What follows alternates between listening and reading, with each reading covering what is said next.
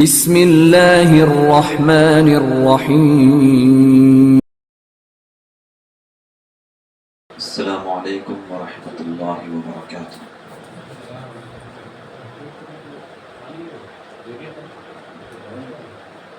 الحمد للہ رب العالمین والصلاة والسلام علی نبینا محمد وعلى آلہ وصحبہ اجمعین وعلى من تبعهم بإحسان إلى يوم الدين أما بعد رب اشرح لي صدري ويسر لي أمري واحلل عقدة من لساني يفقهوا قولي رب أعوذ بك من همزات الشياطين وأعوذ بك رب أن يحضرون۔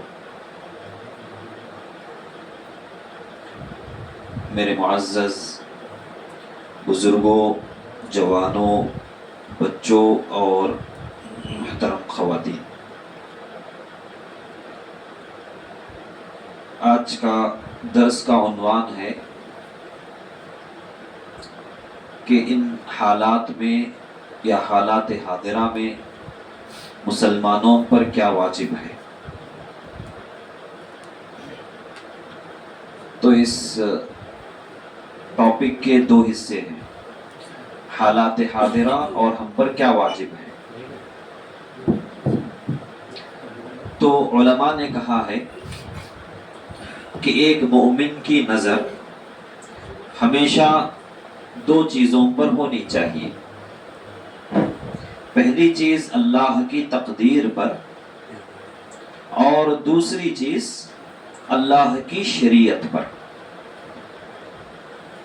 مطلب یہ ہے اس موضوع کے حساب سے، اس کا مطلب یہ نکلتا ہے کہ حالات حاضرہ جیسے بھی ہیں یہ اللہ تبارک و تعالی نے پہلے سے طے کر دیا ہے، اللہ تبارک و تعالی نے تقدیر میں لکھ دیا ہے۔ یہ اللہ تبارک و تعالی کا قانون ہے کہ اللہ تبارک و تعالی انسانوں کو آزماتا ہے، اور جو بھی نیک راستے پر چلتے ہیں، اللہ کے راستے پر چلتے ہیں، جو بھی اللہ پر ایمان لاتے ہیں، تو اللہ تبارک و تعالی ان کے ایمان کا امتحان لیتا ہے، آزمائشیں نازل کرتا ہے، پریشانیوں میں مبتلا کرتا ہے، دشمنوں کو مسلط کرتا ہے۔ تو جو بھی حالات ہیں دنیا میں ہو یا ہندوستان میں، یہ مسلمانوں کے حالات اللہ تبارک و تعالی نے پہلے سے طے کر دیا ہے، پہلے سے اللہ تبارک و تعالی نے تقدیر میں لکھ دیا ہے۔ تو ہمیں کیا کرنا ہے؟ ہمیں تقدیر پر ایمان لانا ہے، اور یہ کہنا ہے، یقین کرنا ہے کہ جو بھی ہے پہلے سے طے ہے، چاہے کتنے بدترین حالات ہونے دو، پہلے سے طے ہے یہ۔ اور دوسری چیز، مومن کی دوسری نظر یا دوسری آنکھ جس پر ہونا چاہیے اس کی یہ ہے کہ ہمیں ان حالات میں کیا کرنا ہے۔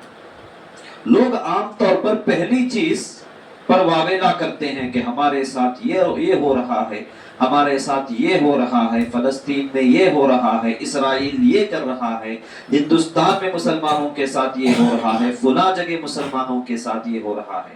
یہ واویلا تو کرتے ہیں، لیکن اس کا جو حل ہے اس کو ہم تلاش نہیں کرتے، صحیح راستہ تلاش نہیں کرتے۔ کیوں؟ اس لیے کہ یہ جو حالات ہے اللہ کا قانون ہے، اللہ کا نظام ہے، ہمیشہ سے رہے ہیں۔ ہم دو مثالیں لیں گے اس سلسلے میں انشاءاللہ، ان قریب لیں گے، دو مثالیں لیں گے جس کے ذریعے بات واضح ہوگی کہ نئی چیز نہیں ہے یہ۔ جب بھی کوئی اللہ کا نام لیتا ہے، توحید کا نام لیتا ہے، ایمان کا نام لیتا ہے، شرک اور کفر کے خلاف اٹھ کر کھڑا ہوتا ہے، تو آزمائش ہوتی ہے۔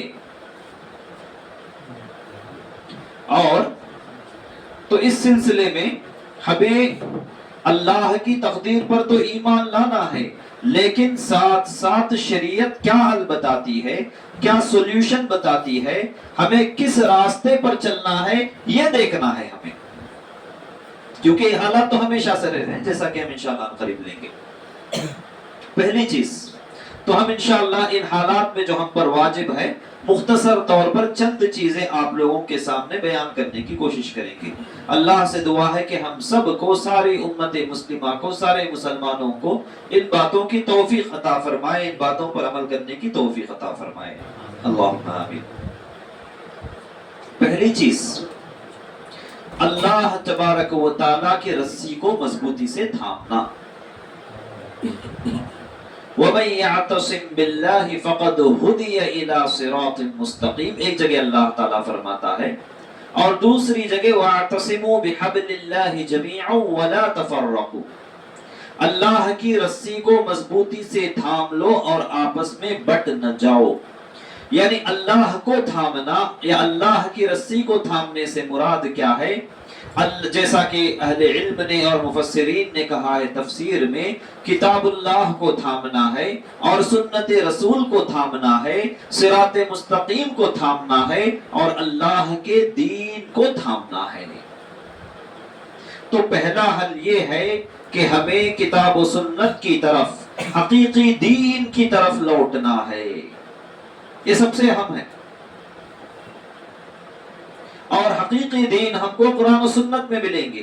لوگ کیا سمجھتے ہیں کہ ہم مولویوں کے پاس چلے جائیں گے، فلاں جماعت میں چلے جائیں گے، فلاں مکتب فکر میں چلے جائیں گے، فلاں فرقے میں چلے جائیں گے تو ہم ہدایت پر ہو جائیں گے، ہم اللہ کی رسی کو مضبوطی سے تھام لیں گے۔ بات ایسی نہیں ہے۔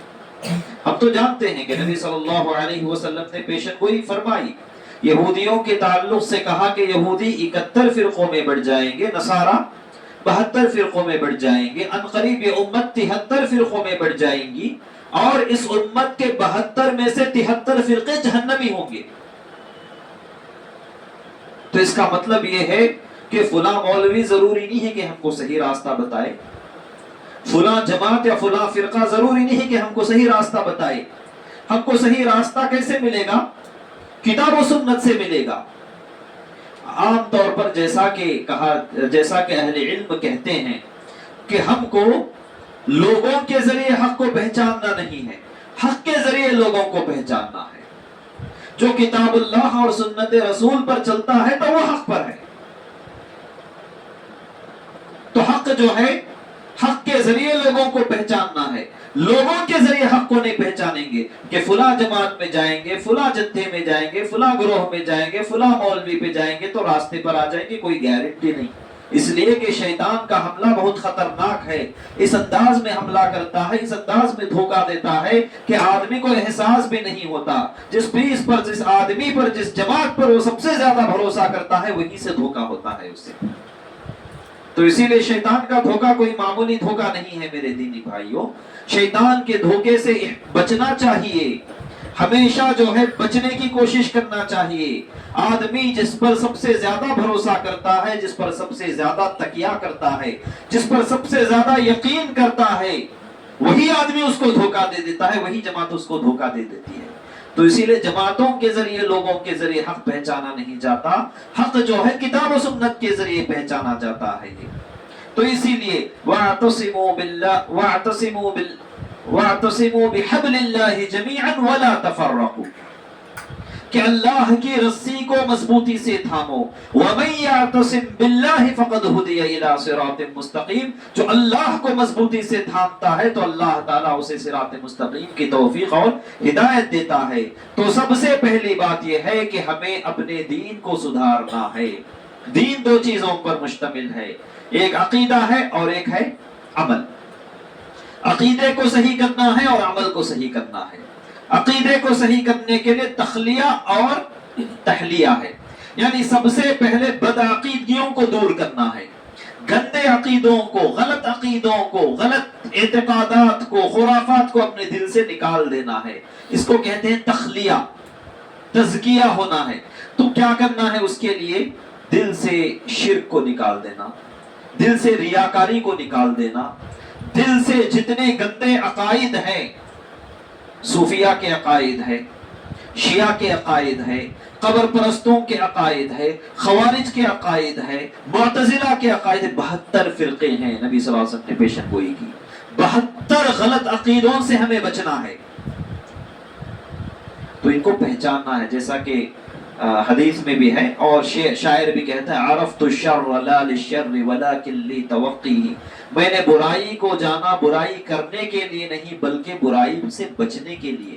تو برائی کو جاننا کوئی غلط بات نہیں ہے جب تک کہ ہماری نیت اس سے بچنے کی نہ ہو، جیسا کہ حذیفہ بن یمان رضی اللہ عنہ نبی صلی اللہ علیہ وسلم سے سوال کرتے تھے کہ کان الناس يسألون رسول اللہ صلی اللہ علیہ وسلم عن الخیر، کہ لوگ نبی صلی اللہ علیہ وسلم سے برائی کے بارے میں، شر کے بارے میں سوال، اچھائی کے بارے میں سوال کرتے تھے، نیکی کے بارے میں سوال کرتے تھے۔ وَكُنْتُ أَسْأَلُهُ عَنِ الشَّرِّ، لیکن میں نبی صلی اللہ علیہ وسلم سے پہلے برائی کے بارے میں سوال کرتا تھا، غلط چیزوں کے بارے میں سوال کرتا تھا، مخافت ان یدرکنی، اس لیے کہ کہیں ایسا نہ ہو کہ میں اس غلطی میں پھنس نہ جاؤں۔ تو اسی لیے ہمیشہ چیز کم واضح ہوتی ہے اس کی اپوزٹ جاننے سے۔ وَبِضِدِّهَا تَتَبَيَّنُ الْأَشْيَاءُ، کسی بھی چیز کو پہچاننا ہے تو اس کی اپوزٹ کو جاننا ہے۔ سفید اس وقت تک نہیں معلوم ہو سکتا جب تک کہ ہم کالے کو نہ جانیں، اور اجالا اس وقت تک ہم نہیں جان سکتے جب تک کہ اندھیرے کو نہیں پہچانیں، اور دن اس وقت تک نہیں جان سکتے جب تک کہ رات کو ہم نہ پہچانیں۔ تو اور خیر اور اچھائی کو جاننے کے لیے برائی اور شر کا علم ہونا چاہیے، اس سے بچنے کے لیے۔ تو بدعقیدگیوں کا علم ہو بچنے کے لیے، اس لیے کہ جب بدعقیدگیوں کا، غلط چیزوں کا علم نہ ہو تو جانے اور انجانے میں آدمی ارتکاب کرتا ہے۔ کتنے لوگ ہیں، کتنے مسلمان ہیں، مسلمان سمجھتے اپنے آپ کو مسلمان بولتے اور صرف بولتے ہی نہیں، دعوے بھی کرتے اور جذبات بھی دکھاتے، خرچ کرتے، مال، وقت، صلاحیتیں، قابلیتیں، سب کچھ صرف کرنے کے لیے تیار ہیں، لیکن ان کو اس بات کا احساس نہیں کہ غلط کام کے لیے صرف کر رہے ہیں۔ ہم دیکھتے ہیں میلاد میں، نہ جانے بدعتوں میں، کیسا لوگ جو ہے، ابھی 11ویں کا موسم آیا تھا، لوگ جو ہے پکا کر کھانے کھلا رہے تھے، لوگ جو ہے قوالیاں سن رہے تھے، لوگ جو ہے نہ جانے کیسے کام، محنت کر رہے ہیں، اچھا سمجھ کر محنت کر رہے ہیں۔ لیکن میرے دینی بھائیوں، اچھا جو سمجھ کر کرتے ہیں شیطان وہی سے آتا ہے۔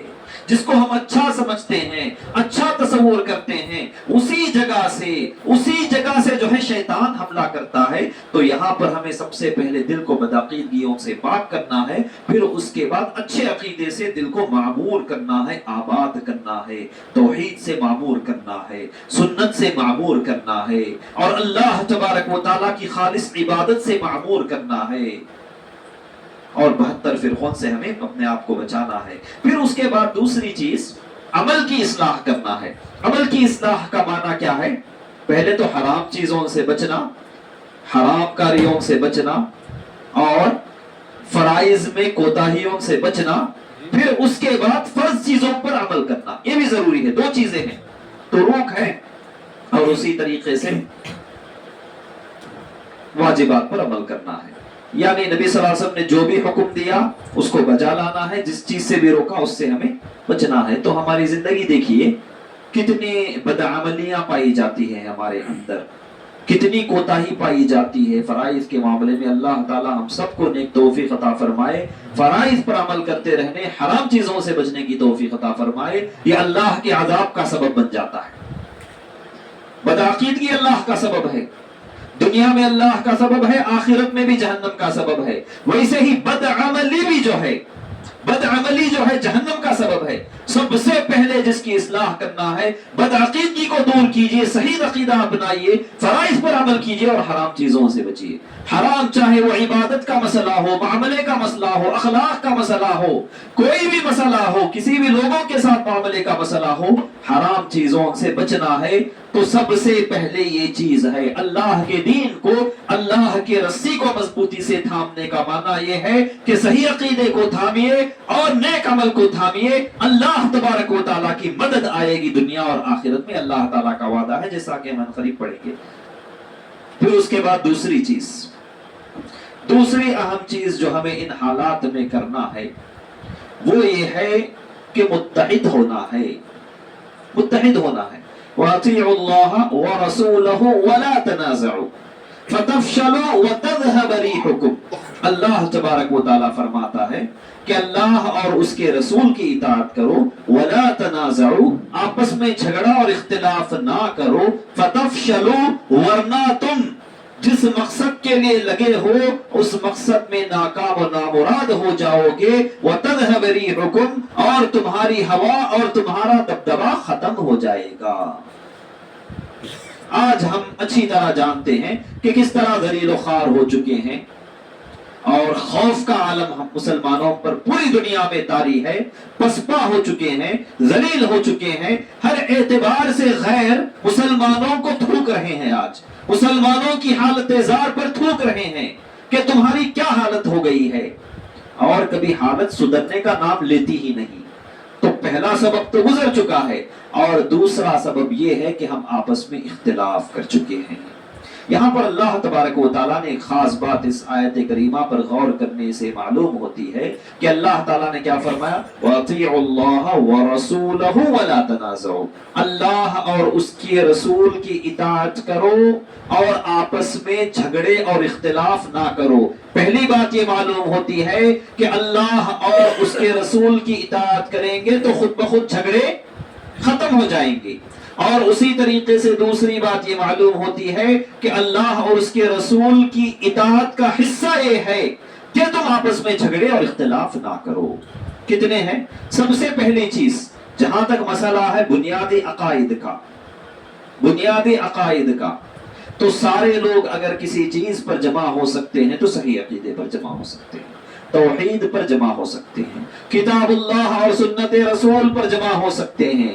गरचे के दूसरे लोग किताबुल्लाह और सुन्नत रसूल का नाम लेते हैं, अल्लाह से मोहब्बत और अल्लाह के रसूल से मोहब्बत का नाम लेते हैं, औलिया अल्लाह से मोहब्बत का नाम लेते हैं, लेकिन सिर्फ दावे हैं, खोखले दावे हैं, हकीकत में कोई चीज नहीं पाई जाती, क्योंकि 72 फिरके जहन्नमी फिरके हैं। जब अल्लाह के नबी सल्लल्लाहु अलैहि वसल्लम ने कह दिया कि शैतान के बनाए हुए फिरके, गालिबन पिछले दर्स में इसकी तरफ इशारा किया था मैं कि सारे फिरके शैतान के बनाए हुए फिरके हैं, 72 फिरके हैं, क्योंकि नबी सल्लल्लाहु अलैहि वसल्लम जब सीधी लकीर डाली तो कहा कि सिरात मुस्तकीम है, अल्लाह का रास्ता है, जन्नत की तरफ ले जाने वाला रास्ता है। फिर बेशुमार छोटे छोटे छोटे रास्ते जो है दाएं बाएं जो है नबी सल्लल्लाहु अलैहि वसल्लम ने ड्रॉ कर दिया, डाल दिया। फिर कहा कि छोटे छोटे रास्ते जहन्नमी रास्ते हैं, हर एक रास्ते पर शैतान बैठा हुआ है और इन रास्तों को खूबसूरत बनाकर पेश करता लोगों के सामने ताकि उनको गुमराह कर सके। तो ये रास्ते जो है 72 रास्ते हैं, बिदअती रास्ते हैं, बिदअती फिरके हैं, बिदअतों पर अमल करते हैं, अकीदे की बिदअतें हैं इन लोगों के पास, अकीदे की बिदअतें हैं मेरे दीनी भाइयों। तो जब इन रास्तों पर चलेंगे तो कभी इत्तिहाद नहीं हो सकता, शैतानी रास्ते पर चलकर कभी उम्मत मुस्लिमा में इत्तिहाद नहीं हो सकता। उसूल, सारे अंबिया के उसूल, सारे अंबिया के अकाइद एक ही है, अलग नहीं है। जैसा कि 71 फिरके यहूदियों में गुमराह हो गए थे, 72 फिरके नसारा और ईसाइयों में गुमराह हो गए थे, इस उम्मत में 72 फिरके होंगे, सारे अकीदे की बिदअतें होंगी, घिनौनी बिदअतें होंगी, जहन्नम में ले जाने वाली बिदअतें होंगी। तो जब इन 72 फिरकों से हम निकलेंगे तो इत्तिहाद का इम्कान है, और जब इत्तिहाद होगा उम्मत में तो नबी सल्लल्लाहु अलैहि वसल्लम ने फरमाया यदुल्लाहि अलल जमाअह, कि अल्लाह का हाथ जमाअत पर है। यानी मतलब ये है कि आप लोग मुत्तहिद होकर रहेंगे, एक हाकिम और एक अमीर की इताअत करेंगे, एक रास्ते पर चलेंगे, एक नहज पर चलेंगे, तो अल्लाह की मदद और नुसरत आएगी। इसमें अल्लाह ताला की मदद है। हम लोग जो है तफरीके करते हैं, तफरीके बाजियां करते हैं, अल्लाह के रास्ते से बगावत करते हैं और शैतानी रास्तों पर चले जाते हैं, और शैतान हमेशा ये कहकर गुमराह करता है कि तुम दीनदार हो, तुम दीन पर हो, तुम अल्लाह और उसके रसूल से मोहब्बत और इश्क करने वाले हो, किताबुल्लाह और सुन्नत रसूल पर चलने वाले हो, यही कहकर गुमराह करता है शैतान। ये नहीं कहता कि तुम आओ मेरी बात मान लो, ये नहीं कहता शैतान। शैतान ये कहता कि तुम जो कुछ भी कर रहे हो सही कर रहे हो। और वहीं से जो है शैतान क्या कहा आदम और हव्वा को, इन्नी लकुमा लमिनन नासिहीन, یہ نہیں کہا کہ وہ جو اللہ تعالیٰ نے جس درخت سے تم کو روکا ہے، یہ نہیں کہا شیطان کہ وہاں پر جائیں گے تو جو ہے گناہ ہے، نہیں، شیطان نے یہ کہا سب سے پہلے اس خوبصورت اس گناہ والے درخت کو خوبصورت بنا کر پیش کیا، یہ تو شجرۃ الخلد ہے، ہمیشہ کا درخت ہے، کھاؤ گے ہمیشہ کی زندگی، کبھی بھوک نہیں، کبھی دھوپ نہیں، کبھی ننگے نہیں ہوں گے، کھا لیے۔ اور شیطان نے کیا کہا، انی لکما لمن الناصحین، میں تمہارا نصیحت کرنے والا ہوں، خیر خواہ ہوں، ویل ہوں، گمراہ ہو گئے۔ تو شیطانی راستوں سے بچیں گے تو اتحاد قائم ہوگا۔ اللہ تبارک و تعالیٰ نے یہود و نصارہ کی مثال دیتے ہوئے قرآن کریم میں فرمایا کہ وَلَا تَكُونُوا كَالَّذِينَ تَفَرَّقُوا وَاخْتَلَفُوا مِن بَعْدِ مَا جَاءَهُمُ الْبَيِّنَاتُ وَأُولَٰئِكَ لَهُمْ عَذَابٌ عَظِيمٌ، کہ اے لوگو، اے ایمان والو، وَلَا تَكُونُوا كَالَّذِينَ تَفَرَّقُوا وَاخْتَلَفُوا، ان یہود و نصارہ کی طرح نہ ہو جاؤ جن کے پاس اللہ کے انبیاء آئے، اللہ کی کتابیں آئی، اس کے باوجود بھی انہوں نے کیا کیا، تفرقوا واختلفوا، تفریقے کیے، انہوں نے اختلافات کیے۔ کب؟ کتابیں نازل ہونے کے بعد، رسول آنے کے بعد ہمارا بھی یہی حال ہے، دین میں تفریقے کرتے ہیں ہم لوگ، کتاب اللہ کے ہوتے ہوئے، سنت رسول کے ہوتے ہوئے، قرآن اور حدیث کے ہوتے ہوئے صحیح راستہ موجود ہے، 73واں فرقہ، 73واں جو صحیح راستے پر چلنے والا فرقہ موجود ہے، جماعت موجود ہے، اس کے باوجود بھی لوگ گمراہ ہو رہے ہیں، حیرت کی بات ہے۔ تو اسی لیے ماضی کی امتوں کی پیروی نہ کرو، ماضی کے لوگ گمراہ ہوئے، کیوں؟ افتراق کیا، اختلاف کیا، کتاب اللہ سے، رسول کے طریقے سے اختلاف کیا تو گمراہ ہو گئے۔ تو اللہ تعالی ہم کو بھی سخت وعید سنا رہا ہے سورہ آل عمران میں کہ وَلَا تَكُونُوا كَالَّذِينَ تَفَرَّقُوا وَاخْتَلَفُوا، ان لوگوں کی طرح نہ ہو جاؤ جنہوں نے تفریقے کیے، اختلاف کیا، من بعد ما جاءهم البینات، ان کے پاس کھلے اور واضح نشانیوں کے آنے کے باوجود۔ پھر اللہ تعالیٰ فرماتا ہے وَأُولَئِكَ لَهُمْ عَذَابٌ عَظِيمٌ، ان کے لیے بڑا ہی دردناک عذاب ہے۔ ہمارے پاس بھی قرآن ہے، وہ قرآن ہے جس میں ایک حرف بھی نہیں بدلا، پورا قرآن موجود ہے، پوری حدیثیں موجود ہے، علماء موجود ہے، سب کچھ موجود ہے، لیکن ہماری حالت یہ ہے کہ ہم گمراہی پر گمراہی میں جا رہے ہیں، غلط حرکتیں، غلط عقیدے، خرافات، بدعات، نہ جانے کہیں کیسی کیسی چیزوں میں ہم پھنسے ہوئے ہیں، اور دوسری طرف بدعملی میں پھنسے ہوئے ہیں۔ اور اسی طرح یہ تو اصولی چیزیں ہو گئی، اور چھوٹے چھوٹے مسئلوں کو ہمیں تفریقے کا سبب نہیں بنانا چاہیے۔ چھوٹے چھوٹے مسئلے ہوں گے، ٹھیک ہے، جس میں فروعی مسائل ہوں گے، یا لوگوں کے، مسلمانوں کے آپس میں بعض ذاتی اختلافات ہوں گے، پرسنل اختلافات ہوں گے، خاندانی اختلافات ہوں گے، اسے تفریقے کا سبب نہیں بنانا چاہیے، شیطان کی طرف سے ہے۔ شیطان کیا چاہتا؟ شیطان یہ چاہتا ہے کہ تم کو بانٹ دے۔ شیطان اس بات سے مایوس ہو چکا ہے کہ اس امت سے مکمل طور پر توحید کو کبھی ختم نہیں کر سکتا شیطان، لیکن توحید پرستوں کے درمیان تفریقہ ڈال سکتا ہے، اختلاف ڈال سکتا ہے۔ جو آدمی توحید پر ہے یہ نہ سمجھے کہ شیطان سے محفوظ ہو گیا، جیسا کہ حدیثوں میں ہے، شیطان تو مایوس ہو گیا کہ تم کو توحید سے دور نہیں کر سکتا، شرک میں مبتلا نہیں کر سکتا، لیکن وَلَٰكِن بِالتَّحْرِيشِ بَيْنَكُمْ، تمہارے درمیان اختلاف ڈالے گا، خلفشار ڈالے گا، لڑائی جھگڑے ڈالے گا، اس سے ہمیں بچنا چاہیے، شیطانی چیز ہے۔ پھر اس کے بعد تیسری چیز جو کہ انتہائی اہم چیز ہے، وہ یہ ہے کہ ہمیشہ اللہ سے اچھا گمان کرنا اور اللہ پر بھروسہ کرنا، نا امید نہیں ہونا، حالات جو بھی ہو جائیں، اس دنیا میں مسلمانوں کی جیسی بھی حالت ہو جائے، دنیاوی اعتبار سے ہو یا دینی اعتبار سے بھی ہو، ہمیں نا امید نہیں ہونا چاہیے۔ کیوں؟ ہمارے پاس بنو اسرائیل کا واقعہ موجود ہے، ہمارے پاس پیارے نبی محمد صلی اللہ علیہ وسلم کی پوری سیرت طیبہ موجود ہے، پوری زندگی موجود ہے۔ مکہ میں نبی صلی اللہ علیہ وسلم کی کیا حالت تھی؟ دیکھیے آج ہندوستان کے مسلمانوں کی بھی یہی کچھ حالت ہے، تعداد بھی کم ہے، سر و سامان بھی کم ہے، اسباب بھی کم ہے، وسائل بھی کم ہے، ہر اعتبار سے کمی ہے، لیکن اللہ تبارک و تعالیٰ نے نبی صلی اللہ علیہ وسلم کی مدد فرمائی۔ اور مسلمانوں سے اللہ تعالیٰ نے جو وعدہ کیا وہ پورا کر دکھایا۔ خوف کے عالم میں تھے، وحشت کے عالم میں تھے، ذلت کے عالم میں تھے، تعداد بھی کم تھی، سر و سامان بھی کم تھا، لیکن اللہ تبارک و تعالیٰ نے اپنا وعدہ پورا کیا۔ اور جو شرط اللہ تبارک و تعالیٰ نے اپنے وعدے کے پورا کرنے کے لیے جو شرط لگائی تھی، صحابہ اس وعدے پر کھرے اترے، تو اللہ تبارک و تعالیٰ نے مشرق سے لے کر مغرب تک ان کو حکومت دی۔ ہم صحابہ کے زمانے کیوں لے لیں گے، بعد کا زمانہ تو اور بھی بڑی حکومت ہو گئی اور دور دور تک پھیل گئے مسلمان۔ مشرق میں تقریباً افغانستان اور سندھ سے لے کر مغرب میں افریقہ کے کنارے، اندلس کے کنارے تک صحابہ کے زمانے میں مسلمان پہنچ گئے، اندلس کے کنارے تک پہنچ گئے۔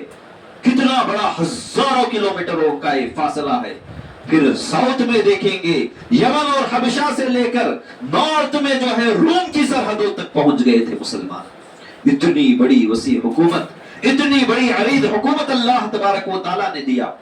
تو ہم اس سلسلے میں جو ہے سب سے اچھی مثال جو ہمیں مل سکتی ہے وہ ہے بنو اسرائیل کی مثال۔ سورۃ الاعراف آیت نمبر 127 سے 137، گھر میں جب بھی جائیں گے آپ ان آیات کو پڑھیے، تفسیر سے پڑھیے، زیادہ نہیں ہے آیتیں، صرف 10 آیتیں ہیں، اور اللہ تبارک و تعالیٰ نے وہاں پر بنو اسرائیل کا واقعہ بیان کیا ہے۔ یعنی مطلب یہ ہے کہ جیسے بھی حالات ہو، اللہ تعالیٰ سے ہمیں حسن ظن کرنا چاہیے، اچھا گمان کرنا چاہیے۔ اللہ تبارک و تعالیٰ ہمیشہ ایمان والوں کے ساتھ اچھا ہی کرتا ہے۔ جو بظاہر حالات ہمیں بدترین نظر آ رہے ہیں، یہ اللہ کا قانون ہے، اللہ کا نظام ہے کہ وہ آزماتا ہے، اسی پر ہمارا اجر ہے، اسی پر جنت اور جہنم کا فیصلہ ہے، اسی پر ایک آدمی نیک بخت ہوتا ہے، ایک آدمی بدبخت ہوتا ہے، اسی کے ذریعے اللہ تعالیٰ پرکھتا ہے، امتحان لیتا ہے کہ ہم میں کا کون ایمان والا ہوتا ہے اور کون ایمان والا نہیں ہے، کون ایمان والا مومن ہے اور کون منافق ہے۔ اللہ تعالیٰ اس طریقے سے ہم کو الگ الگ کرتا ہے۔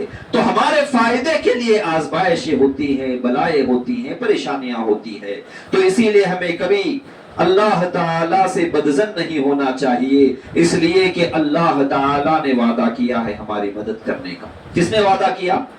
اللہ نے وعدہ کیا، اور اللہ تبارک و تعالیٰ کبھی اپنے وعدے میں جھوٹا نہیں ہو سکتا۔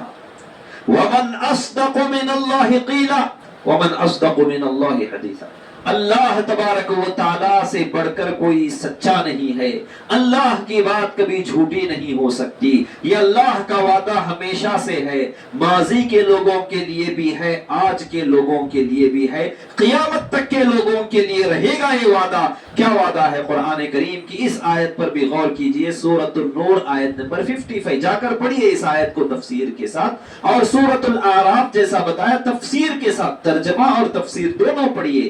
آیت نمبر 127 سے لے کر 137 آیت نمبر پڑھیے، انشاءاللہ آپ لوگوں کو وہاں پر تفصیل ملے گی۔ تو اس آیت کریمہ میں پہلی آیت میں اللہ تعالیٰ فرماتا ہے وَعَدَ اللَّهُ الَّذِينَ آمَنُوا مِنكُمْ وَعَمِلُوا الصَّالِحَاتِ لَيَسْتَخْلِفَنَّهُمْ فِي الْأَرْضِ۔ اس امت محمدیہ کے افراد سے اللہ تعالیٰ مخاطب ہو کر فرما رہا ہے وَعَدَ اللَّهُ الَّذِينَ آمَنُوا مِنكُمْ وَعَمِلُوا الصَّالِحَاتِ، کہ اللہ تبارک و تعالی تم میں سے جو لوگ ایمان لے آئے اور نیک عمل کیے ان سے وعدہ کرتا ہے لَيَسْتَخْلِفَنَّهُمْ فِي الْأَرْضِ، کہ ضرور بالضرور اللہ تعالی ان کو اس زمین میں خلیفہ بنائے گا، حاکم بنائے گا، اس زمین میں طاقت و قوت اور حکومت عطا کرے گا۔ كَمَا اسْتَخْلَفَ الَّذِينَ مِن قَبْلِهِمْ، جس طرح اللہ تعالی نے ماضی کے لوگوں سے وعدہ کیا اور جب انہوں نے اس پر عمل کیا تو اللہ تعالیٰ نے اپنا وعدہ پورا کر کے ماضی کے لوگوں کو خلیفہ بنایا، زمین کا حاکم بنایا اپنی زمین کا۔ وَلَيُمَكِّنَنَّ لَهُمْ دِينَهُمُ الَّذِي ارْتَضَىٰ لَهُمْ، اتنا ہی نہیں، حکومت ہی نہیں، بلکہ وہ دین جس سے اللہ تعالیٰ نے تمہارے لیے راضی کر لیا ہے، اس دین کو تمہارے لیے زمین میں قوت عطا کرے گا۔ پھر مزید اللہ تعالیٰ کیا فرماتا ہے؟ یعبدوننی لا یشرکو وَلَيُبَدِّلَنَّهُم مِّن بَعْدِ خَوْفِهِمْ امنا. تیسرا وعدہ کہ ضرور بالضرور اللہ تبارک و تعالیٰ تمہارے خوف کو امن میں بدل دے گا. آج خوف کا عالم ہے، مسلمان جو ہے دہشت اور وحشت میں مبتلا ہے. ہماری نہ عزتیں محفوظ نظر آتی ہے، نہ جانیں محفوظ، نہ مال محفوظ، کوئی چیز محفوظ نظر نہیں آتی. مستقبل ہمارے سامنے تاریک اور اندھیری نظر آ رہی ہے. فیوچر کے لیے شیطان اور شیطانی مل کر بہت بڑی سازش رچ رہے ہیں، ہمیشہ سے رچتے آئے ہیں. لیکن ہمیں چاہیے کہ ابھی سے ہوش کے ناخن لے، ابھی سے اس کی تیاری کریں. تو تیاری کس سے ہوگی میرے دینی بھائیوں؟ ایمان اور عمل صالح سے ہوگی، ہتھیار سے نہیں ہوگی تیاری. یہ نہ سمجھے کہ ہتھیار ہے، وہ ہتھیار تو ایک ذریعہ ہے، ایک وسیلہ ہے، ایک سبب ہے. لیکن اصل چیز کیا ہے جس سے اللہ کی ہمارے لیے مدد آ سکتی ہے؟ ایمان اور عمل صالح.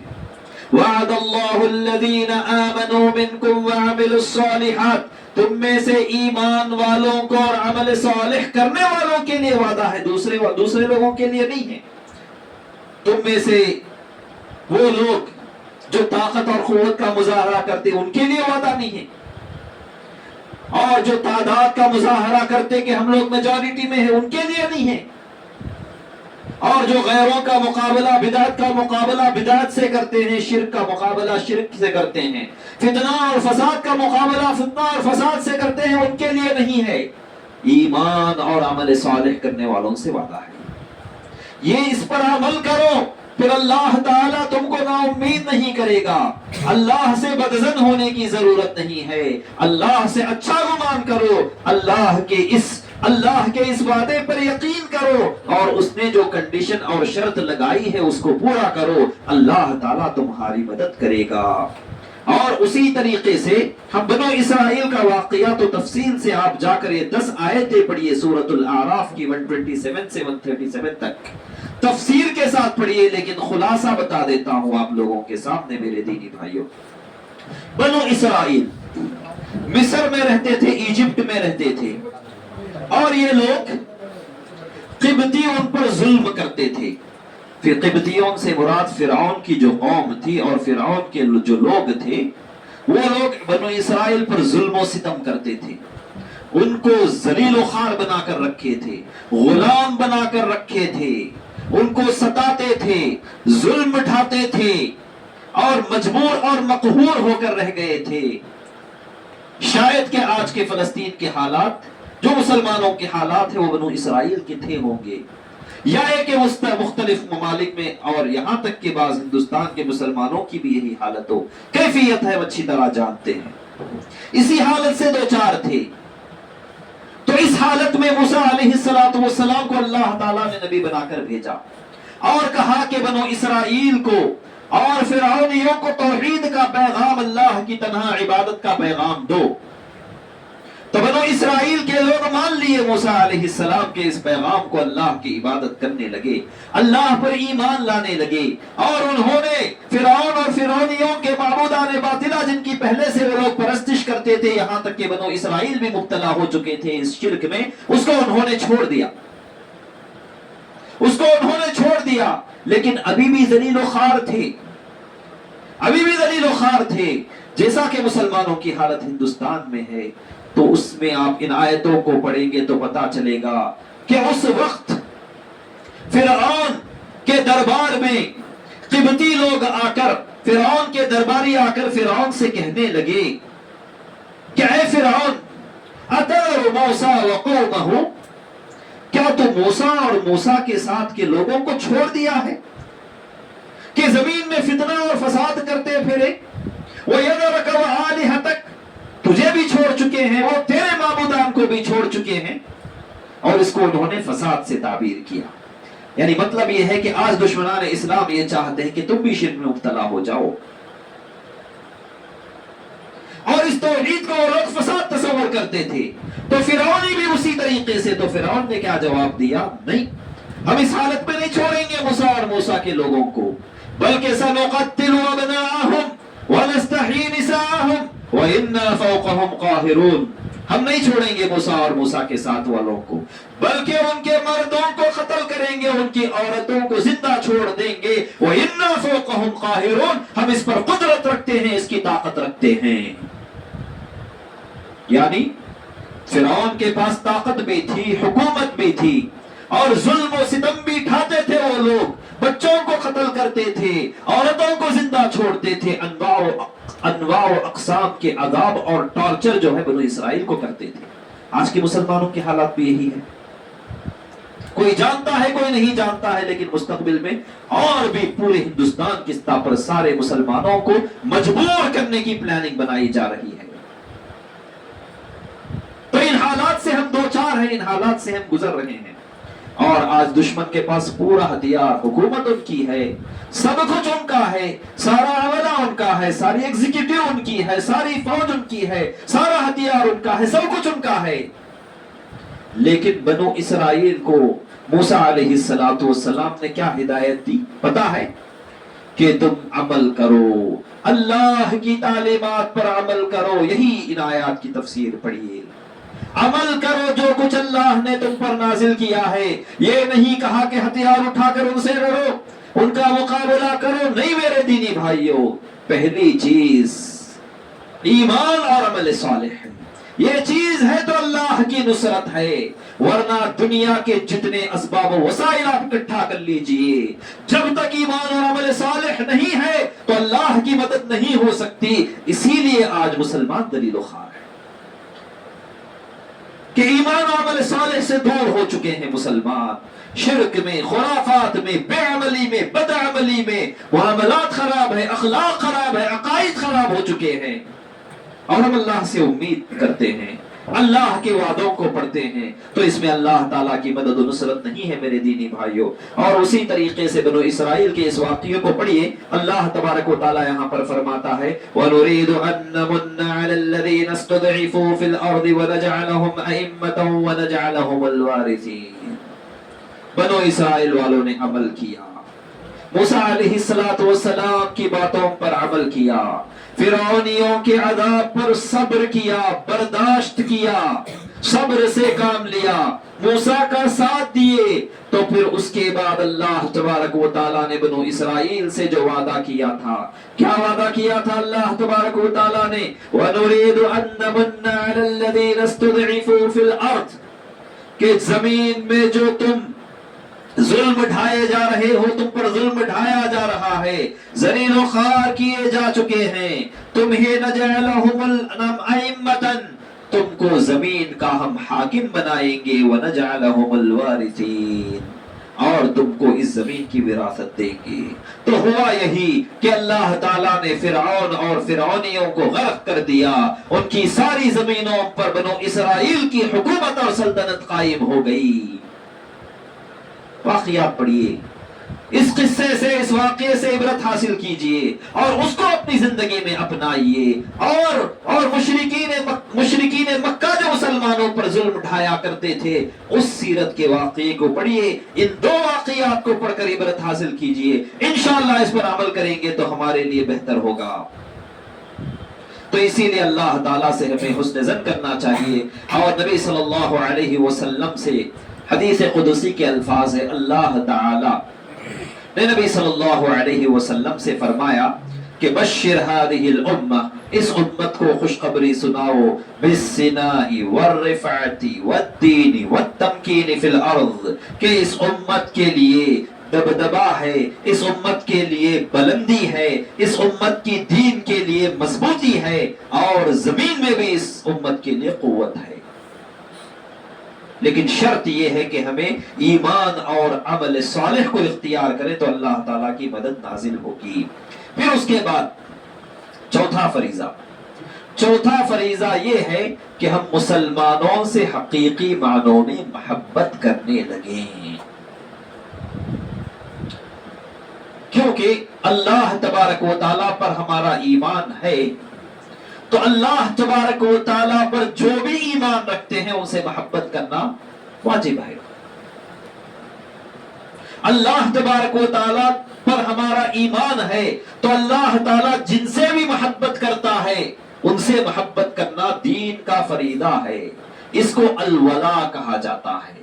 الولا، اللہ کے نبی صلی اللہ علیہ وسلم نے فرمایا اوثق عر الایمان الحب فی اللہ والبغض فی اللہ، کہ ایمان کے کڑوں میں سب سے مضبوط کڑا اللہ کے لیے محبت اور اللہ تعالی کے لیے نفرت ہے۔ اللہ کے لیے محبت یعنی ایک مسلمان بھائی دوسرے مسلمان بھائی سے اللہ کے لیے محبت کرتا ہے، کسی اور مقصد سے نہیں۔ یعنی جب ہم محبت کی بات کریں گے تو اللہ کے لیے محبت، دنیا کے کام کے لیے نہیں، دنیاوی غرض و غایت کے لیے نہیں، تو پھر یہ محبت کوئی فائدے کی محبت نہیں۔ جب ہم اللہ کے لیے مسلمان بھائی سے محبت کریں گے تو اس کی تکلیفوں کو برداشت کر لیں گے، اس کی اذیتوں پر صبر کریں گے، اس پر رحم کریں گے، اس پر کرم کریں گے، اس کو معاف کریں گے، اس کو درگزر کریں گے، اس کے حقوق کو ادا کریں گے، اپنے فرائض کو انجام دیں گے، تو یہ مسلمانوں کا باہمی رشتہ بہت مضبوط ہوتا ہے۔ اور جب یہ مضبوط رشتہ قائم ہوگا تو اللہ تبارک و تعالی مضبوطی اور برکت عطا فرماتا ہے۔ المؤمن للمؤمن کالبنیان یشد بعضه بعضا، کہ ایک مومن دوسرے مومن کے لیے ایک دیوار کی طرح ہے، جیسا کہ ایک دیوار کا حصہ دوسرے حصے کو طاقت اور مضبوطی دیتا ہے، اسی طریقے سے ایک مومن دوسرے مومن کو مضبوط کرتا ہے۔ تو یہ محبت انتہائی اہم حصہ ہے۔ کیوں؟ اور اس کے لیے کرائٹیریا کیا ہے، معیار کیا ہے، ہمیں کیسا پتا چلے گا کہ ہم آپ سے محبت کرتے ہیں، آپ سے محبت کرتے ہیں، آپ سے محبت کرتے ہیں؟ نبی صلی اللہ علیہ وسلم نے ایک کرائٹیریا اور معیار بتا دیا، ایک سٹینڈرڈ بتا دیا پرکھنے کے لیے، اور مشہور و معروف حدیث ہے۔ وہ کیا ہے؟ نبی صلی اللہ علیہ وسلم نے فرمایا والذی نفسی بیدہ، اس ذات کی قسم جس کے ہاتھ میں میری جان ہے، لا یؤمن احدکم حتی یحب لأخیہ ما یحب لنفسہ۔ اہل علم نے اس حدیث کو کرائٹیریا اور معیار کے طور پر رکھا ہے کہ آپ دیگر مسلمان بھائیوں سے اور مسلمانوں کے حاکموں سے محبت کرتے ہو یا نہیں، یہ جاننے کے لیے اس حدیث کو آزما لیجئے۔ اس حدیث کے الفاظ یہ ہے کہ تم میں کا کوئی شخص، اس ذات کی قسم جس کے ہاتھ میں میری جان ہے، اس تم میں کا کوئی شخص اس وقت تک مومن نہیں ہو سکتا جب تک کہ اپنے بھائی کے لیے وہی چیز پسند نہ کرے جو اپنے لیے پسند کرتا ہے۔ جب ہم تفریق کریں گے، فرق کریں گے، تو سمجھ لیجئے پھر یہ محبت نہیں ہے۔ تو محبت کا یہ معیار اسلام بتاتا ہے، محبت کا یہ معیار شریعت اسلامیہ ہمیں بتاتی ہے، اور وہی بات نبی صلی اللہ علیہ وسلم نے بارہا بتائی ہے۔ اور ایک حدیث میں نبی صلی اللہ علیہ وسلم نے فرمایا ثلاث من کن فیہ وجد بہن حلاوت الایمان، ایمان کی حلاوت اور مٹھاس اگر محسوس کرنا چاہتے ہو تو تین چیزیں تمہارے اندر ہونا چاہیے۔ یعنی گویا کہ اس سے پہلے تو نبی صلی اللہ علیہ وسلم نے کہہ دیا لا یؤمن احدکم، تم میں کا کوئی شخص ایمان والا نہیں ہو سکتا۔ اگر یہ تین چیزیں پائی گئی تو حقیقی معنوں میں تمہارے ایمان میں لذت اور مٹھاس اور چاشنی ہوگی۔ کون سی چیزیں؟ ان یکون اللہ ورسولہ احب الیہ مما سواہما، اللہ اور اس کا رسول ساری چیزوں سے سب سے زیادہ محبوب ہو جائے۔ اللہ اور اس کا رسول ساری چیزوں سے، دنیا کی نفس سے بھی زیادہ محبوب ہو جائے، والدین سے، بچوں سے، بیوی سے، ساری دنیا و ما فیہا سے سب سے زیادہ جب اللہ اور اس کے رسول سے محبت کرنے لگیں گے تو ایمان کی یہ مٹھاس ہے۔ وَأَن يُحِبَّ الْمَرْءَ لَا يُحِبُّهُ إِلَّا لِلَّهِ، کہ جب تم کسی شخص سے محبت کرو تو صرف اللہ کے لیے کرو، اللہ کے لیے لوگوں سے محبت کرو، اللہ کے لیے مسلمانوں سے محبت کرو۔ جب تم محبت کرو گے کسی اللہ کے لیے، کسی ایمان والے سے، مسلمان سے، تم اس کے خیر خواہ بن جاؤ گے، ویل وشر بن جاؤ گے، اس کا خیر چاہو گے۔ جیسا آدمی اپنے لیے ویل وشر ہوتا ہے، اپنا خیر طلب کرتا ہے، اپنا خیر اور اپنے لیے اچھائی طلب کرتا ہے، تو اپنے مسلمان بھائی کے لیے بھی اچھائی طلب کرتا ہے، خیر طلب کرتا ہے، اسے نصیحت کرتا ہے۔ جب اس کے اندر وہ کوئی پریشانی میں مبتلا ہوتا ہے تو اس کی پریشانی کو دور کرنے کی کوشش کرتا ہے، غم میں شریک ہونے کی کوشش کرتا ہے۔ اور کوئی غلطی کرتا ہے تو اس کی اصلاح کرنے کی کوشش کرتا ہے، شرک کرتا ہے تو روکتا ہے، بدعت کرتا ہے تو روکتا ہے، اور گناہ کرتا ہے تو اس کو روکتا ہے۔ میرے دینی بھائیوں، یہ جو ہے حقیقی معنوں میں محبت ہے، حقیقی معنوں میں خیر خواہی یہ ہے، حقیقی معنوں میں خیر خواہی یہ ہے کہ تم اللہ کے لیے اس سے محبت کرو تو یہ ساری چیزیں پیش آ سکتی ہے۔ صرف ایسے ہی محبت کرو گے تو پھر ایمان کی چاشنی اور مٹھاس نہیں ہے۔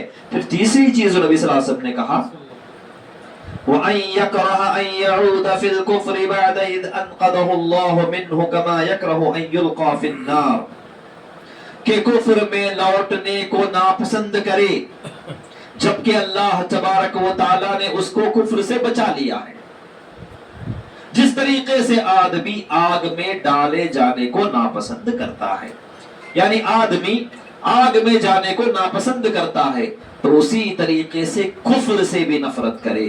شرک، اللہ تعالیٰ تمہیں شرک سے بچایا ہے، کفر سے بچایا ہے، تو پھر دوبارہ اس کی طرف لوٹ کر نہ جائے، اتنی سخت نفرت کرے کہ آدمی جس طرح آگ میں ڈالے جانے کو، جہنم میں ڈالے جانے کو ناپسند کرتا ہے، اسی طرح کفر اور شرک سے نفرت کرے۔ یہ تین چیزیں ہوں گی تو ایمان کی مٹھاس اور ایمان کی حلاوت اور چاشنی اور سویٹنس ہم لوگ محسوس کریں گے۔ اور اللہ تبارک و تعالیٰ نے صحابہ سے مخاطب ہو کر فرمایا، صحابہ کی مثال ہے، اور ہمیشہ جو ہے سیرت کے جو واقعات ہوتے ہیں، صحابہ کی جو مثالیں ہوتی ہیں، وہ پڑھیں گے تو اس سے ہم عبرت حاصل کر سکتے ہیں، اپنی زندگی میں اپنانے کی کوشش کر سکتے ہیں۔ تو مثالیں کیا ہے؟ مہاجرین و انصار کی محبت، اور اسی طریقے سے انصار کے دو قبیلے تھے، ایک اوس اور ایک بولیے خزرج۔ تو جاہلیت کے زمانے میں نبی صلی اللہ علیہ وسلم کی بعثت سے پہلے اوس اور خزرج کیا کرتے تھے؟ لمبی لمبی جنگیں، دسیوں سال کی جنگوں میں مبتلا تھے۔ دو قبیلے تھے، دونوں کہاں تھے؟ مدینہ میں تھے، اور دونوں الگ الگ علاقوں میں بستے تھے۔ ہمیشہ جنگیں چلتی تھی ان کی، ہمیشہ لڑائی، دسیوں سال کی لڑائی، اوس اور خزرج کی خون ریز لڑائیاں چلتی تھی، معمولی لڑائیاں نہیں۔ تو اللہ تبارک و تعالیٰ نے کیا کیا؟ ان کے دلوں میں محبت ڈال دیا، ایک دوسرے سے محبت کرنے لگے۔ اوس اور خزرج کے لوگ دونوں کو کیا کہا جاتا؟ ملا کر انصار کہا جاتا۔ کیا کہا جاتا؟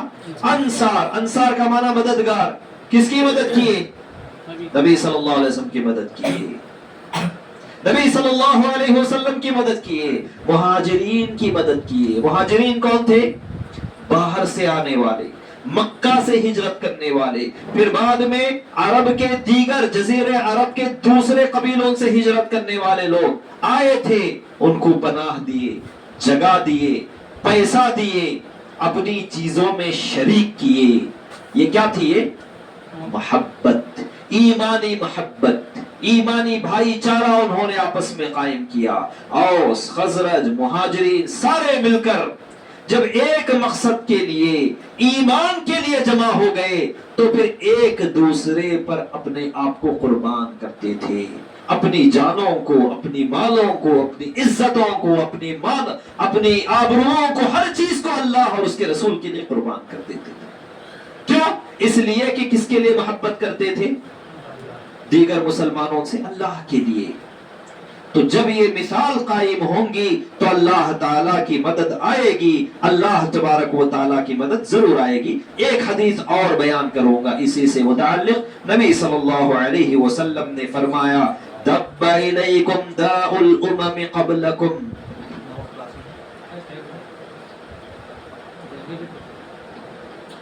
دب الیکم داء الامم من قبلکم۔ نبی صلی اللہ علیہ وسلم نے فرمایا کہ ماضی کے قوموں کی بیماری تمہارے اندر بھی آہستہ آہستہ گھس گئی ہے۔ پھر نبی صلی اللہ علیہ وسلم نے کہا الحسد والبغضاء، کیا بیماری ہے؟ حسد اور آپسی نفرت کی بیماری۔ اللہ اکبر۔ جب ایمان کمزور ہو جاتا ہے تو یہ بیماری آ جاتی ہے۔ اپنے بھائی سے نفرت، اپنے بھائی سے جلن، اپنے بھائی سے عداوت، دشمنی کتنی زیادہ ہو گئی آج مسلمانوں میں؟ مسلمانوں میں بہت زیادہ ہو گیا ہے۔ دنیا پرستی جب آ جاتی ہے اور ایمان خود بخود کمزور ہو جاتا ہے، اس لیے کہ جب دنیا پرستی آ جاتی تو دنیا کے لیے ہم ایک دوسرے سے سبقت اور کمپٹیشن کرنے لگتے ہیں، یہ انسانی فطرت ہے۔ جب ایمان ہے تو آخرت کے کاموں میں ایک دوسرے سے سبقت کرتے ہیں، اور دنیاوی کاموں میں سبقت اچھی چیز نہیں ہے۔ دنیا میں اللہ تعالیٰ جتنا دیتا ہے اللہ تعالیٰ لیجئے، جو رزق دیتا ہے، جو عطا کرتا ہے، دونوں ہاتھ سے لیجئے، اللہ کا شکر ادا کیجئے۔ لیکن جب اس کی محبت اور دنیا پرستی دل میں بیٹھ جاتی ہے اور ایمان کمزور ہو جاتا ہے تو پھر اللہ کا عذاب نازل ہو جاتا ہے۔ اللہ کے نبی صلی اللہ علیہ وسلم نے دیگر حدیثوں میں فرمایا کہ مجھے اس بات کا اندیشہ نہیں ہے کہ تم شرک میں مبتلا ہو جاؤ گے، یا اس بات کا اندیشہ نہیں ہے کہ تم فقر و فاقے میں مبتلا ہو جاؤ گے، لیکن مجھے اس بات کا اندیشہ ہے کہ تم دنیا پرستی میں مبتلا ہو جاؤ گے۔ اور جس طریقے سے دنیا نے ماضی کے لوگوں کو تباہ و برباد کر دیا، اسی طریقے سے تم کو بھی تباہ و برباد کر دے گی دنیا، نبی صلی اللہ علیہ وسلم نے کہا ہے۔ تو اسی لیے جب دنیا پرستی آ جاتی ہے تو پھر یہ ساری چیزیں آ جاتی ہیں۔ جب ایمان اور عمل صالح ہوتا ہے تو پھر آدمی اپنے بھائی سے نفرت نہیں کرتا۔ نبی صلی اللہ علیہ وسلم نے کیا فرمایا؟ ماضی کی امتوں کی بیماری تمہارے اندر لَتَتَّبِعُنَّ سَنَنَ مَنْ كَانَ قَبْلَكُمْ، ماضی کے لوگ جیسا گمراہ ہوئے ضرور بالضرور تم بھی ویسے ہی گمراہ ہوں گے، نبی صلی اللہ علیہ وسلم نے فرمایا۔ تو ہمیشہ اس کی مثال ماضی کی قوموں میں، یہود و نصارہ اور مجوس میں پائی جاتی ہے، تو ان کی حرکتوں سے ہمیں بچنا چاہیے۔ اسی لیے نبی صلی اللہ علیہ وسلم بارہا یہ باتیں بتاتے ہیں کہ ماضی کے لوگوں کی پیروی نہ کرو، لیکن نبی صلی اللہ علیہ وسلم نے یہاں پر کیا فرمایا؟ الحسد والبغضاء، حسد اور عداوت، پھر فرمایا ہی الحالقہ، کہ مونڈ دینے والی چیز ہے، مونڈ دینے والی چیز یعنی صاف کر دینے والی چیز ہے۔ حالقۃ الدین لا حالقۃ الشعر، دین کو مونڈ دینے والی، دین کو صاف کر دینے والی چیز ہے، سر کے بالوں کو صاف کرنے والی چیز نہیں ہے۔ مزید نبی صلی اللہ علیہ وسلم نے فرمایا والذی نفس محمد بیدہ، اس ذات کی قسم جس کے ہاتھ میں میری جان ہے، لا تدخلوا الجنت حتی تؤمنوا، اس وقت تک تم جنت میں داخل نہیں ہو سکتے جب تک کہ ایمان والے نہ ہو جاؤ، ولا تؤمنوا حتی تحابوا، اور ایمان والے اس وقت تک نہیں ہو سکتے جب تک کہ تم آپس میں ایک دوسرے سے محبت نہ کرو۔ یعنی یہاں پر ایمان اور آپسی محبت کا گہرا رشتہ ہے۔ ایمان ہے، ایمان ہے تو محبت ہے، اور یہ علامت ہے ایمان کی۔ اگر آدمی مسلمان آپس میں ایک دوسرے سے نفرت کرتے ہیں، ایک دوسرے سے بغض و عداوت کرتے ہیں، تو اس کا مطلب کیا ہے؟ ایمان کم ہے، ایمان میں کمی ہو گئی ہے، دنیا پرستی آ گئی ہے، زر پرستی آ گئی ہے، تو ہمیں اپنے ایمان کی حفاظت کرنا ہے۔ تو نبی صلی اللہ علیہ وسلم نے کیا فرمایا کہ اس وقت تک جنت میں نہیں داخل ہو سکتے جب تک کہ ایمان والے نہ ہو جاؤ، اور اس وقت تک ایمان والے نہیں ہو سکتے جب تک کہ تم آپس میں ایک دوسرے سے محبت نہ کرو۔ پھر نبی صلی اللہ علیہ وسلم نے فرمایا افلا انبئکم، کیا میں تمہیں ایک ایسی چیز نہ بتاؤں؟ افلا انبئکم یا افلا ادلکم علی شیء اذا فعلتموه تحاببتم، ایک ایسی بات نہ بتاؤں کہ اس کو کرنے لگو تو تمہاری آپس کی محبت بڑھ جائے گی؟ صحابہ نے کہا کیوں نہیں؟ تو نبی صلی اللہ علیہ وسلم نے فرمایا افشوا السلام بینکم، آپس میں سلام کثرت سے پھیلاؤ۔ تو یہ نشانی ہے، یہ علامت ہے ایک دوسرے سے محبت کرنے کی، کثرت سے سلام پھیلانا چاہیے۔ لیکن یہاں پر یہ بات واضح ہوتی ہے کہ آج جو چیز ہمارے اندر کم ہو گئی ہے آپسی محبت۔ ہم دیکھتے ہیں کہ غیروں کو ترجیح دے رہے ہیں مسلمانوں پر، غیروں کو ترجیح دے رہے ہیں، پریفرنس دے رہے ہیں، پرائیورٹی دے رہے ہیں۔ ایک مسلمان کا نقصان ہو رہا ہے، ہم اپنی آنکھوں کے سامنے دیکھ رہے ہیں، پھر بھی جو ہے خاموشی اختیار کر لیتے ہیں۔ کتنے ایسے واقعات ہمارے سامنے پیش آتے ہیں۔ کیا ہو گیا ہے؟ ہمارا ایمان مردہ ہو گیا ہے، ہمارا ایمان مردہ ہو گیا ہے، ایمان کی چاشنی اور مٹھاس ختم ہو چکی ہے ہمارے دلوں سے۔ تو ایک بہت بڑا سبب اور ذریعہ ہے جس کو ہمیں زندہ کرنا چاہیے اللہ تعالیٰ کے وعدے کو حاصل کرنے کے لیے۔ پھر اس کے بعد مسلمانوں کو چاہیے کہ آپس میں ایک دوسرے پر رحم بھی کرے، رحم دل ہو، سخت دل نہ ہو، سخت مزاج نہ ہو۔ اس لیے کہ صحابہ کے بارے میں اللہ تعالیٰ قرآن میں کیا فرماتا ہے؟ محمد الرسول اللہ والذین معہ اشداء علی الکفار رحماء بینہم۔ صحابہ کی مثال بار بار قرآن کیوں دیتا ہے؟ کیونکہ وہ ہمارے لیے اسوہ ہے، آئیڈیل ہے۔ ان کے راستے پر چلیں گے۔ اتباع کس کی ہوتی ہے؟ انسانوں کی اتباع ہوتی ہے، اللہ کی اتباع ہوتی ہے، اللہ کی اطاعت ہوتی ہے، اور انسانوں کی اتباع ہوتی ہے۔ اتباع کا معنی کیا ہے؟ نقش قدم پر چلنا۔ ایک آدمی چلتا ہے، اس کے پیچھے پیچھے جہاں گیا وہ، اور نقش قدم کا معنی اس کے فٹ پرنٹس پر چلنا، اس کو اتباع کہتے ہیں۔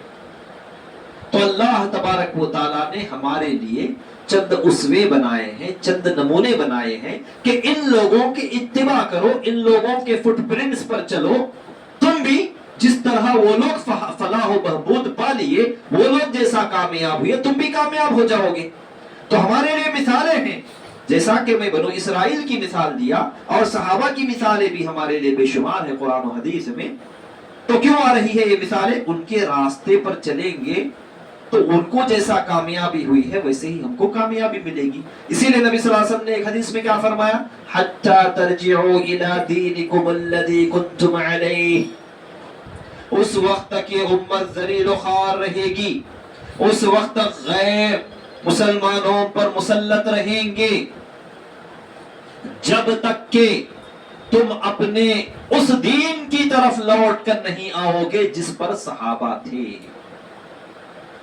تو صحابہ جس دین پر تھے اس وقت اس دین کی طرف نہیں لوٹو گے تو الغیر تم پر مسلط رہیں گے، کیونکہ دین کے نام پر بعد کے لوگوں نے بہت ساری چیزیں داخل کر دی، بے دین کو دین کا نام دے دیا، بے دینی کو دین کے نام سے انہوں نے آج پھیلا دیا ہے۔ لیکن حقیقی دین وہ دین ہے جس پر صحابہ تھے۔ جیسا کہ امام مالک رحمہ اللہ نے کیا فرمایا تھا؟ امام مالک نے یہ فرمایا کہ فَمَا لَمْ يَكُنْ يَوْمَئِذٍ دِينًا لَمْ يَكُنِ الْيَوْمَ دِينًا۔ جو نبی کے زمانے میں دین نہیں تھا آج کے زمانے میں دین نہیں ہو سکتا۔ چاہے نام یکساں دکھیں گے، نظر آئیں گے، شیطان نے ہم کو دھوکہ دینے کے لیے اچھے نام دے دیا، وہی نام دے دیا، قرآن کا نام دے دیا، حدیث کا نام دے دیا۔ قرآن اور حدیث کے اندر جتنے ٹرمز ہیں، جتنے الفاظ ہیں، سارے نام وہی ہے، لیکن بے دینی کو نام کا اب دین کا نام دے دیا گیا ہے۔ تو اسی لیے ہمیں اس دین کی طرف لوٹنا ہے۔ اسی لیے صحابہ کی مثالیں ہیں محمد الرسول اللہ والذین معہ اشداء علی الکفار رحماء بینہم۔ محمد اللہ کے رسول ہیں، اور جو صحابہ محمد صلی اللہ علیہ وسلم کے ساتھ ہیں وہ اشداء علی الکفار، کفار پر بڑے سخت ہیں، رحماء بینہم، مؤمنین کے معاملے میں آپس میں ایک دوسرے پر رحم دل ہے، رحم و کرم کرتے ہیں۔ لیس منا، نبی صلی اللہ علیہ وسلم نے فرمایا کہ ہم میں سے وہ شخص نہیں ہے جو ہم میں کے چھوٹوں پر رحم نہ کرے اور بڑوں کا ادب نہ کرے۔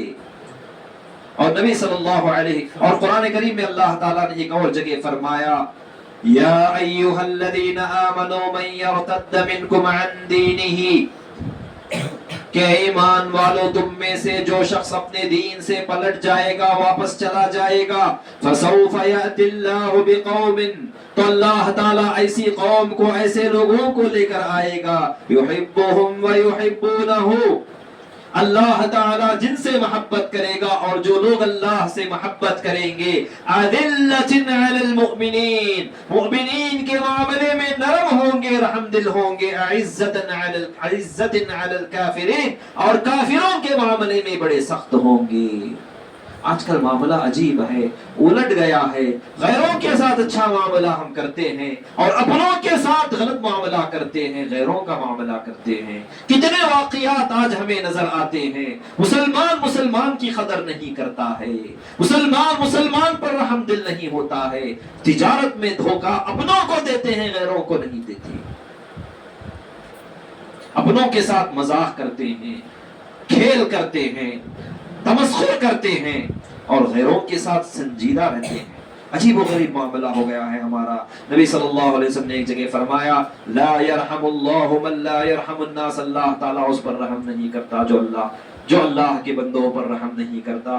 الراحمون یرحمہم الرحمن, رحم کرنے والوں پر اللہ تعالی رحم کرتا ہے. ارحموا من فی الارض یرحمکم من فی السماء, زمین والوں پر رحم کرو, آسمان والا تم پر رحم کرے گا. اور ایک آخری بات ہے, سب سے اہم بات ہے, وہ بیان کر کے اپنی بات کو ختم کریں گے, اور وہ ہے امر بالمعروف اور نہی عن المنکر. سنے ہوں گے آپ لوگ یہ لفظ, امر بالمعروف اور نہی عن المنکر کا معنی کیا ہے؟ نیکی کا حکم دیتے رہنا اور برائی سے روکتے رہنا. یہ بہت بڑا رکن ہے, اسلام کا رکن. اسلام کے کتنے ارکان ہیں؟ 5 ہے. تو چھٹا رکن کون سا ہے؟ امر بالمعروف اور نہی عن المنکر, دعوت الی اللہ. بہت بڑا رکن ہے یہ, جو ہے امت مسلمہ کی پہچان ہے, شناخت ہے, شعار ہے. کنتم خیر امت اخرجت للناس تأمرون بالمعروف وتنہون عن المنکر. یہ امت مسلمہ اس لیے نکالی گئی ہے کہ تم لوگوں کو نیکی کا حکم دیتے رہو گے اور برائی سے روکتے رہو گے. ہر نیکی کا حکم دو گے, سب سے بڑی نیکی کیا ہے؟ توحید ہے. ہر برائی سے روکتے رہو گے, چھوٹے یا بڑی برائی سے, لیکن سب سے بڑی برائی کیا ہے؟ شرک اور کفر ہے. یہ امت کی پہچان ہے. اگر یہ ہے تو اس امت کے لائق ہے, اگر یہ نہیں ہے تو تم اس امت کے لائق نہیں ہے. اسی لیے علماء نے امر بالمعروف اور نہی عن المنکر کو چھٹا رکن قرار دیا ہے. اور رکن السادس من الاسلام, اسلام کا چھٹا رکن اور پلر, جیسا کہ ہم کہتے ہیں کہ جو ہے 3 پلرز ہیں ڈیموکریسی کے. عام طور پر کہا جاتا ہے ڈیموکریسی کے, جمہوریت کی 3 جو ہے ستون ہیں. کون سے ہے وہ؟ لیجسلیچر, ایگزیکٹو اور جوڈیشری کہا جاتا ہے. اور چوتھا ستون کیا ہے؟ میڈیا. چوتھا ستون جو ہے ڈیموکریسی کا, جمہوریت کا, میڈیا ہے. تو اسی طریقے سے چھٹا ستون اسلام کا, مسلمان ہونے کا چھٹا ستون اور چھٹا پلر یہ ہے کہ تم دعوت اللہ کا کام کرتے رہو. یہ ہے تو تمہاری بقا ہے, ورنہ تمہاری تباہی اور بربادی ہے. اللہ تبارک و تعالیٰ ایک اور جگہ قرآن میں فرماتا ہے کہ اللہ تبارک و تعالیٰ تم پر عذاب اس وقت تک نازل نہیں کرے گا جب وَأَهْلُهَا مُصْلِحُونَ, جب تک کہ تم اصلاح و دعوت کا کام کرتے رہو گے, امر بالمعروف اور نہی عن المنکر کا کام کرتے رہو گے, نیکی کی لوگوں کو تلقین کرتے رہو گے, برائی سے روکتے رہو گے, ٹوکتے رہو گے. روکنا اور ٹوکنا ہم پر فرض ہے. مَن رَأَىٰ مِنْكُم مُنكَرًا فَلْيُغَيِّرْهُ بِيَدِهِ, جو بھی تم میں سے شخص کوئی برائی کو دیکھے تو اسے اپنے ہاتھ سے روکو. اگر ہاتھ سے نہیں روک سکتا تو اپنی زبان سے روکے, اگر زبان سے نہیں روک سکتا تو کم از کم اپنے دل میں اس کو برا جانے. لیکن بہت سارے مسلمان آج ایسے ہو گئے ہیں, بلکہ اکثر مسلمان ایسے ہو گئے ہیں کہ برائی کو برائی نہیں سمجھتے ہیں, غلط کو غلط نہیں سمجھتے ہیں, حرام کو حرام نہیں سمجھتے ہیں. تو بھلا بتائیے وہ لوگ کیا روکیں گے اور کیا ٹوکیں گے برائی سے؟ آج امت مسلمہ کا یہ حال ہو گیا ہے, یہ حشر ہو گیا ہے. تو میرے دینی بھائیوں, ماضی کی امتوں پر جو عذاب نازل ہوا اس وجہ سے نازل ہوا کہ جب ان میں کا کوئی شخص غلط کام کرتا تو نہیں روکتے تھے, نہیں ٹوکتے تھے. تو یہاں پر مثال قرآن کریم میں آپ لوگوں کے پاس یہ بھی لمبا واقعہ ہے, جا کر دیکھیے. لمبا واقعہ ہے, جا کر دیکھیے. سورۃ المائدہ کی یہ آیتیں ہیں, ویسے سورۃ الاعراف میں بھی اس کا ذکر ہے جہاں پر لمبا واقعہ ہے. اس کو ہم اصحاب السبت کا واقعہ کہتے ہیں, ٹھیک ہے, ہفتے کا دن. اصحاب السبت کا معنی ہفتے والے یا ہفتے کا دن والے یا سیٹرڈے والے جس کو ہم کہہ سکتے ہیں, ٹھیک ہے. تو اس واقعے کو دیکھیے کیا معنی ہے. تو اس میں جو ہے 3 جماعتیں بن گئی تھی. ایک لوگ برائی کرتے تھے, ایک جماعت وہ تھی, دوسری جماعت وہ تھی برائی کو دیکھ کر خاموشی اختیار کر لیتی تھی, اور ایک جماعت تھی جو روکتی تھی. اور جو خاموشی اختیار کرنے والے ہیں وہ لوگ روکنے والوں سے کہتے تھے لِمَ تَعِظُونَ قَوْمًا اللَّهُ مُهْلِكُهُمْ أَوْ مُعَذِّبُهُمْ, کیوں روکتے ہو, کیوں ٹوکتے ہو, کیوں واضح نصیحت کرتے ہو ان لوگوں کو, ہلاک ہو جانے دیجئے, برباد ہو جانے دیجئے. تو ہوتا یہ ہے کہ جب ہم روکیں گے نہیں، ٹوکیں گے نہیں، آگے والے تو ہلاک ہوں گے ہی، ہم بھی کیا ہو جائیں گے؟ ہلاک ہوں گے۔ اللہ تعالیٰ کا وعدہ ہے، اللہ کا عذاب عام ہوتا ہے۔ ام سلمہ رضی اللہ عنہا نے نبی صلی اللہ علیہ وسلم سے ایک مرتبہ پوچھا انہلک وفینا الصالحون، کہ ہم برباد ہو جائیں گے، تباہ ہو جائیں گے حالانکہ ہمارے اندر نیک لوگ بھی رہیں گے؟ تو نبی صلی اللہ علیہ وسلم نے کہا نعم اذا کثر الخبث، جب خباثتیں بڑھ جائیں گی، گناہ عام ہو جائیں گے، لوگ روکیں گے نہیں، ٹوکیں گے نہیں، برائی کو برائی نہیں سمجھیں گے لوگ، تو کیا ہو جائیں گے؟ اللہ کا عذاب نازل ہو جائے گا، اللہ کی لعنت نازل ہو جائے گی۔ بنو اسرائیل کے تعلق سے اللہ تعالیٰ فرماتا ہے لعن الذین کفروا من بنی اسرائیل علی لسان داؤد وعیسی بن مریم۔ تو ہمیں کیا کرنا چاہیے؟ ہمارا فرض کیا بنتا؟ ہر برائی سے روکنا ہے، جب بھی دیکھو روکنا ہے۔ دوست ہے آپ کے، عام طور پر دوست میں دوستی ہوتی ہے تو عام طور پر وہاں پر آپ روکنے کی طاقت رکھتے ہیں، پھر بھی خاموشی اختیار کر لیتے۔ ایک بار نہیں مانتا تو 2 مرتبہ 3 مرتبہ زندگی بھر روکیے ان کو، مگر روکتے رہیے۔ اسی میں ہماری بقا ہے، اسی میں ہماری اصلاح ہے، اسی میں اللہ تبارک و تعالیٰ اس امت کو باقی رہے گا، ورنہ اس امت کے رہنے کی ضرورت ہی نہیں ہے۔ کنتم خیر امت اخرجت للناس، تم خیر امت ہو، سب سے اچھی امت ہو جو لوگوں کے لیے نکالی گئی ہے۔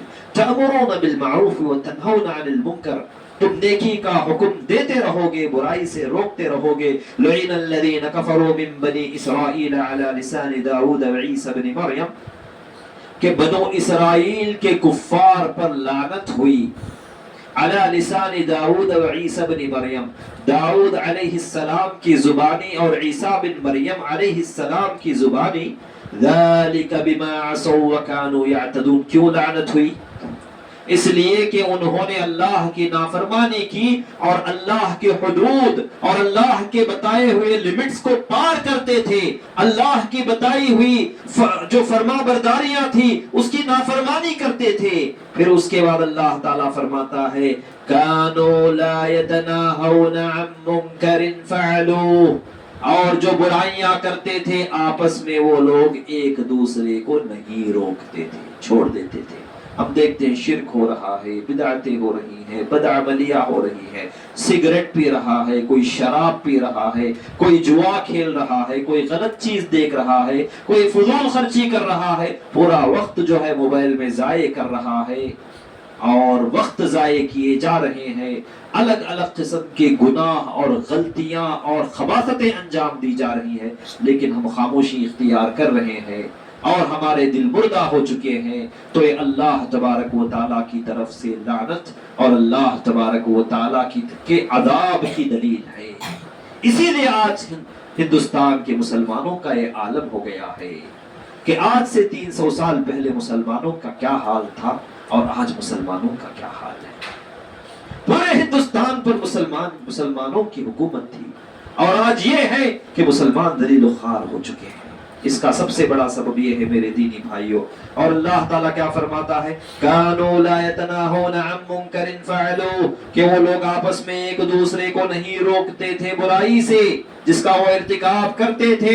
لبئس ما كانوا يفعلون، کیا ہی برا کام کرتے تھے بنو اسرائیل کے یہ کفار۔ اور نبی صلی اللہ علیہ وسلم نے فرمایا والذی نفسی بیدہ، اس ذات کی قسم جس کے ہاتھ میں میری جان ہے، لتأمرن بالمعروف ولتنہون عن المنکر، ضرور بالضرور تم لوگوں کو نیکی کی ہدایت کرتے رہو گے، نیکی کا حکم دیتے رہو گے، وَلَتَنْهَوُنَّهُمْ عَنِ الْمُنْكَرِ، اور بالضرور انہیں برائیوں سے روکتے رہو گے، أَوْ لَيُوشِكَنَّ اللَّهُ أَن يَبْعَثَ عَلَيْكُمْ عِقَابًا مِّنْهُ، ورنہ قریب ہے کہ اللہ تبارک و تعالی ضرور بالضرور اپنی طرف سے تم پر ایک عذاب نازل کرے گا، تمہیں سزا میں مبتلا کرے گا۔